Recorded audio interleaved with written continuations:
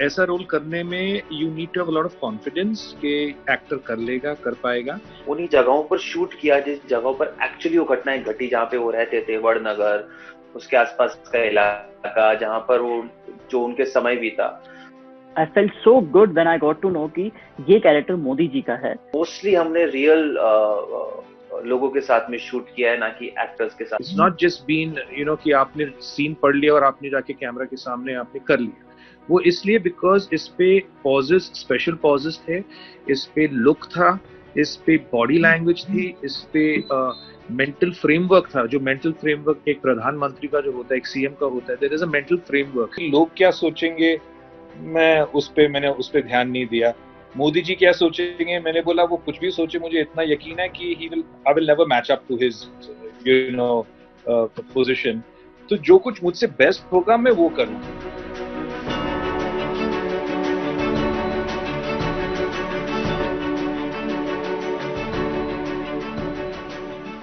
Hello and welcome guys, मैं हूं आशुतोष और आज हमारे साथ 3 खास मेहमान हैं। एक खास मकसद से एक नया कंसेप्ट लेके आ रहे हैं मोदी जी के ऊपर। एक उनकी फिल्म जो काफी कुछ बताएगी, काफी कुछ अनछुए पहलुओं को बताएगी मोदी जी के बारे में। तो महेश जी, फैजल, आशीष जी, आप तीनों का स्वागत है। Welcome to India TV. Thank you so much. Faisal, आपसे ही शुरुआत करेंगे। मतलब जिस तरह की जो बचपन का जो किरदार है मोदी जी का आप प्ले कर रहे हैं, तो किस तरह से जब ये आपको ऑफर किया गया तो how did the entire process happen, क्योंकि खुद को इसमें इवॉल्व करना किस तरह से हुआ? एक्चुअली जब कैरेक्टर के लिए कॉल आया था तो ऑब्वियसली बात है, इतनी बड़ी सीरीज बन रही है तो बहुत गुप्त थी सारी चीजें। तो मुझे सिर्फ ऑडिशन पर कहा गया है कि यू जस्ट प्ले ऐसे कि I felt so good when I got to know कि ये कैरेक्टर मोदी जी का है। एंड उसके बाद में जो शूटिंग की डिटेल्स भी आई कि हम कहाँ शूट करेंगे, तो ऑलमोस्ट हम लोग ने सारी रियल लोकेशंस पे शूट की है। एंड उनके बचपन का जो किरदार निभाया है उसमें से पर्सनल लाइफ में भी मुझे बहुत कुछ सीखने के लिए मिला है, जिससे आई थिंक लोग अभी देख रहे हैं तो वो लोग इंस्पायर हो रहे हैं। So it was a great journey I can say. Mahesh जी, आप भी जो मोदी जी का जो किरदार है, तो लाइक आपने अलग अलग तरह के कई सारे किरदार किए हैं, अलग अलग कैरेक्टर्स प्ले किए हैं, बट इस बार जब मोदी जी के किरदार के लिए आपको अप्रोच किया गया तो what was your first reaction? मेरा पहला रिएक्शन ये था कि सीरियसली आपको ऐसा लगता है कि मैं ये कर पाऊंगा? नहीं, आई एम जस्ट किडिंग। तो जब ऑफर था मुझे, तो ऐसा हुआ था कि मैं जब ऑफिस पहुंचा तो उमेश जी वहां पे नहीं थे, ही वाज आउट। सो वो 10 मिनट बाद आए, तो उन्हें लगा था कि ऑलरेडी लोगों ने मुझे बता दिया है कि मैं मोदी जी का किरदार निभा रहा हूँ। तो जब वो अंदर आए, मुझे उन्होंने सीन सुनाए। सीन सुनाने के बाद सेकंड सीन पे गए, तो उस दरमियान मैंने पूछा कि sir 1 second, I know you are making something political, but मैं कौन सा रोल कर रहा हूँ? तो तब उन्होंने मुझे कहा कि आप मोदी का रोल कर रहे हैं। और मैं एकदम I was a little surprised and taken aback because ऐसा रोल करने में you need to have a lot of confidence कि एक्टर कर लेगा, कर पाएगा। खास करके because it is already a character which people have identified on the screen, because already Modi ji आपके सामने हैं, तो उनके बोलने का तरीका, चीजें, and especially the look। मेरा जो थॉट था वो लुक पे चला गया कि मैं लुक कैसे मैनेज कर लूंगा। परफॉर्मेंस चलो, being an actor of experience, the part, so would you be interested? मैंने बोला of course, I'll need a lot of help because especially जो dialogues है, मेरी जो हिंदी है इतनी साफ नहीं है, उस पे मुझे I'll have to speak with a Gujarati accent। तो वो सारी चीजें बोला आप उन चीजों के लिए बिल्कुल बेफिक्र रहिए, I've got a complete good direction team which will help you। तो आप इंटरेस्टेड हो? मैंने बोला बिल्कुल, I'm on the job and I picked up this challenge और मैंने रोल एक्सेप्ट कर लिया उसके बाद। बिल्कुल। Last but not the least, Ashish, जो ट्रांजिशन पीरियड है, जो सीएम से पीएम जो ट्रांजिशन पीरियड है, उसमें कहीं ना कहीं आपका किरदार होगा। तो जो यंग मोदी जी है, तो उनका जो किरदार है, तो खुद को उसमें ढाल पाना, उनकी क्वालिटीज को, जो सारी उनकी क्वालिटीज उन्हें अपनाना, तो हाउ वाज इट? कैसा चैलेंज, कितना टफ था, या किस तरह से आपने उसे हैंडल किया? जो मेरा किरदार है वो है उनके फॉर्मिंग ईयर्स, जो जिस समय कह लें 25 से 45 तक का जो शायद उनका समय रहा, एज ग्रुप रहा, वो मैंने प्ले किया है। और वो उस समय जिस समय वो संघ के कार्यकर्ता रहे, ग्राउंड से उन्होंने काम करना शुरू किया, उनकी पर्सनल से पॉलिटिकल जर्नी का कन्वर्जन जो था वो उस दौरान हुआ। और उस किरदार में तो क्योंकि उतने ज्यादा रेफरेंस पॉइंट्स हैं नहीं कहीं उनके बारे में, उतना लिखा भी नहीं गया है उनके बारे में, और ना ही उतना कोई डॉक्यूमेंटेशन भी है। क्योंकि हमने जो उनकी डॉक्यूमेंटेड लाइफ है पब्लिक पब्लिक डोमेन्स में, वो उनके एक्टिव पॉलिटिक्स में आने के बाद की है मोस्टली। तो जो उसके पहले की जो उनकी यात्रा रही, वो उसके बारे में ज्यादा पढ़ा लिखा नहीं गया है। तो रिसर्च काफी किया हुआ था रिसर्च टीम ने। अब वो रिसर्च हमें जो मजेदार बात थी वो ये थी कि हमने जैसा फैजल ने बोला कि हमने उन्हीं जगहों पर शूट किया जिस जगहों पर एक्चुअली वो घटनाएं घटी, जहाँ पे वो रहते थे, वड़नगर, उसके आसपास का इलाका जहाँ पर वो जो उनके समय बीता। और जिन लोगों के साथ में हमने काम किया वो एक्चुअली वही लोग हैं जिनके साथ में उन्होंने उस समय वो दिन बिताए। और जो एक एक्शन रिएक्शन होता है वो इसलिए इतना अच्छा हुआ क्योंकि मोस्टली हमने रियल लोगों के साथ में शूट किया है, ना कि एक्टर्स के साथ में। जो प्राइमरी कास्ट थी उसको छोड़कर जितने भी आसपास लोग होते थे उनमें बहुत ही कम ऐसा था कि हमने एक्टर्स कास्ट किए थे, वो रियल पीपल के साथ में इंटरेक्शंस थे या एक्शन थे जो भी था। तो वो बहुत ही बिलीवेबल उसको बना देता है, क्योंकि एक तो भाषा आपकी वैसी करनी पड़ती है आपको, और आपके हाव भाव वैसे हो जाते हैं अगर आप उन्हीं लोगों के साथ में उस तरह से डायरेक्ट कर रहे हैं तो। सो यार बहुत मजा आया यार करके, और मैं आपकी तरह अगली बार गाड़ी से करूंगा। ये बहुत अच्छा आइडिया मुझे अभी क्लिक किया, ऐसे भी कर सकते हैं। चलिए महेश जी, जैसा कि जो जो किरदार है, मतलब इसके अंदर इसको ढालने के लिए तो कोई प्रिपरेशंस, मतलब कि कुछ जो अपने कहाँ से, मतलब जो प्रिपरेशंस हैं, तो कितना समय लगा खुद को उस किरदार के अंदर ढालने के लिए? कोई स्पेशल जो तैयारी आपने की, उनका बात करने का ढंग, बोलने का ढंग? ये प्रोसेस मेंटल प्रोसेस होता है, और इस मेंटल प्रोसेस में आपको ये ध्यान देना पड़ता है कि आपका ध्यान कहीं बटे ना। तो मैंने सबसे पहले कुछ दूसरा काम बीच में किया नहीं। I didn't pick up any other job. मैंने बोला अगर मुझे एड्स भी मिलते हैं या कुछ दूसरा काम आता है फिल्मों का, बीच में जो गैप्स आते हैं, मैंने सारा काम को पहले मना कर दिया, मैंने उस पर ताला लगा लिया। Okay, didn't receive any calls. Secondly, जो मैंने किया था is I started watching a lot of videos, audio video जो YouTube पे था। Thirdly, जो स्क्रिप्ट मुझे दी गई थी, जो डायलॉग्स मुझे दिए गए थे, मैंने उस पे मेमोराइज करके I try to pitch the dialogue. और जो हमारे असिस्टेंट डायरेक्टर थे उनके साथ बैठ के मैं कई बार अपना जो रिकॉर्डिंग है मोबाइल पे रिकॉर्ड करके उन्हें भेजता था। एंड वो मुझे बताते थे कि महेश जी जहाँ पे आपने ये वर्ड बोला है वहां पे अगर आप पॉज लेते हो तो it will sound more like this. तो ये काफी प्रोसेस रहा है। इट्स नॉट जस्ट बीन कि आपने सीन पढ़ लिया और आपने जाके कैमरा के सामने आपने कर लिया। वो इसलिए बिकॉज इस पे पॉजेस, स्पेशल पॉजेस थे, इस पे लुक था, इस पे बॉडी लैंग्वेज थी, इस पे मेंटल फ्रेमवर्क था। जो मेंटल फ्रेमवर्क एक प्रधानमंत्री का जो होता है, एक सीएम का होता है, there is a mental framework. जब वो ऑडियंस के सामने जाते हैं, जब पब्लिक के सामने जाते हैं, उसकी जो चाल होती है, हिज एटीट्यूड जो होता है, it's called the body language. तो उसको ना चाहते हुए भी आपको बार बार देखना पड़ता है। वो जो वीडियो जब वो क्राउड के साथ है, वो कैसे कॉन्फिडेंस के साथ चलते थे, वो कैसे चीजें करते थे। You can not be too fast. Walking too fast does not say that you're confident. You cannot walk like a normal man slow. So they एक special walk होता है। तो इतनी सारी बारीकियां थी जो एक्चुअली ये होता है mostly method actor. Method acting बहुत कम की है मैंने, कि मेरे सामने सीन है और उसी वक्त में मेहनत करनी पड़ी, जो मैंने किया। And that's what I can say. Faisal, आपके लिए सवाल था, जो आपने इनिशियल डेज का जो किरदार उनका निभाया है, तो अब इससे पहले आपने जितने भी किरदार निभाए काफी अलग थे।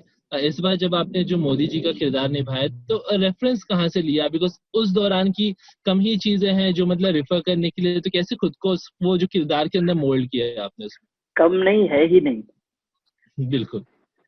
एक्चुअली ये बहुत इंटरेस्टिंग क्वेश्चन है आपका, क्योंकि ऐसा बचपन का जो भी मोदी जी ने बचपन जिया है वो सिर्फ उनके आसपास के लोग, उनके दोस्त और उनके करीबी लोगों को ही पता है कि वो कैसे थे, क्या थे। कोई भी आप कैरेक्टर अगर कोई और कर रहे हो या कुछ कर रहे हो तो आप एक बचपन का कैरेक्टर कर सकते हो, बट यहाँ पर इन मोदी जी के बचपन के कैरेक्टर करने में भी मुझे बहुत सारी चीजों पे काम करना पड़ा। जैसे कि होता है ना कि अगर बचपन है तो कैसे भी करके निकाल दो, इट वाज़न्ट लाइक दैट। मुझे भी उस पे जैसे महेश जी बता रहे हैं, उनको तो बहुत सारा काम करना पड़ा था। मैंने बताया कि जब भी मैं उनको सेट पे देखा था, एक सेकंड के लिए शौक लगा था मुझे। तो वैसे ही उनके बॉडी लैंग्वेज, उनके बात करने का तरीका, हाथ बहुत यूज करते हैं मोदी जी बात करते वक्त, वो सब मुझे बचपन में डाल के करना पड़ा था। और मुझे एक कैरेक्टर इमेजिन करके कि ऐसे हुआ होगा, अब वो ऐसे है तो शायद बचपन में ऐसे होंगे, तो वैसे करके एक बचपन का किरदार जो मैंने निभाया है। बिल्कुल। महेश जी, जो जब अब मोदी जी को हर कोई देख रहा है, हमारे पीएम है, हर कोई फॉलो कर रहा है, तो कहीं ना कहीं एक ये भी प्रेशर होता है कि मतलब कंपैरिजन तो ऑब्वियसली हो ही जाएगा। तो वो भी एक प्रेशर है कि मतलब उन्हें अच्छी तरीके से पोर्ट्रे करना, वो खुद भी देखेंगे, वो खुद भी देख सकते हैं। तो एक पीएम है, पीएम का कैरेक्टर प्ले करना। या तो ज्यादा करके मैंने अपना दिमाग वहां पे नहीं डाला, बिकॉज जब आपके सामने स्क्रिप्ट होती है और आपके सामने एक बहुत बड़ा you have to climb this huge mountain, इतना बड़ा टास्क है आपके सामने, तो ये कि लोग क्या सोचेंगे, मैंने उस पे ध्यान नहीं दिया। मोदी जी क्या सोचेंगे, मैंने बोला वो कुछ भी सोचे, मुझे इतना यकीन है कि I will never match up to his position. तो जो कुछ मुझसे बेस्ट होगा मैं वो करूंगा, जितना मुझसे हो पाए मैं वो करूंगा। इसलिए मेरे हिसाब से रोल चैलेंजिंग है, ओके, बिकॉज सबसे ज्यादा अब जब मैं ऑडियंस बना हूं इस शो के लिए, अब मुझे पता चलेगा कि मैंने क्या किया है। अब क्योंकि मैं देख रहा हूं अपने काम को पर्दे पे, सो इट्स दैट। तो बनाते वक्त या शूट करते वक्त या प्रिपेयर करते वक्त ये विचार मेरे दिमाग में आए नहीं। And let's see what the people have to say. I M okay, जो भी उन लोग को पसंद आए, मेरा कैरेक्टर नहीं आए तो मैं कुछ नहीं कर सकता। आशीष, कितने बदलाव आपके अंदर आ चुके हैं जो किरदार प्ले करने के बाद एज एन इंडिविजुअल, और फिर जब आपने उनके बारे में पढ़ा, रिसर्च किया, वो किरदार प्ले किया, तो कोई अंदर से कोई बदलाव महसूस हुआ आपके अंदर, कोई चेंजेस या कोई सीख आपने जो उनके उस किरदार से ली हो? देखिए, हम जब भी कोई किरदार प्ले करते हैं ना, तो वो हमारे अंदर कुछ ना कुछ तो छोड़ के जाता है और कुछ ना कुछ लेके जाता है, वो तय बात है। और अगर ऐसा नहीं होता है तो फिर वी आर फेकिंग इट।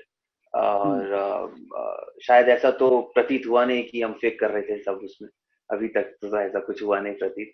तो डेफिनेटली जब हम कुछ प्ले करते हैं तो उससे कुछ ना कुछ, क्योंकि आप एक दूसरे नजरिए से चीजों को सोचना शुरू करते हैं फॉर दैट टाइम बीइंग, और वो आपके अंदर बहुत सारी चीजों को जन्म देता है, थॉट्स को जन्म देता है। तो मुझे तो एक बहुत ही बढ़िया चीज लगी, वो ये थी कि आप एन इंडिविजुअल, हमें जितनी भी जीवन में डिफिकल्टीज या हर्डल्स आते हैं, हम उन्हें एज हर्डल्स ही लेते हैं। उन्हें एज हर्डल्स ना लेकर अगर हम उन्हें अपॉर्चुनिटीज की तरह ट्रीट करें, तो ना सिर्फ उनका हल मिल जाता है बल्कि हमें एक नया रास्ता मिल जाता है।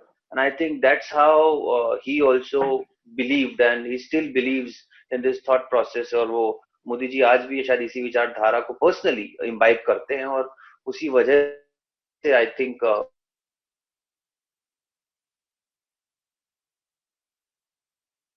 वो भी शायद वहीं से कहीं ना कहीं जन्म लेती है। तो yeah, I think this is one thing which I really adored, and I think I've tried to imbibe it, but it's very difficult to imbibe this quality. And but yeah, it's one thing which definitely can change a route of your life.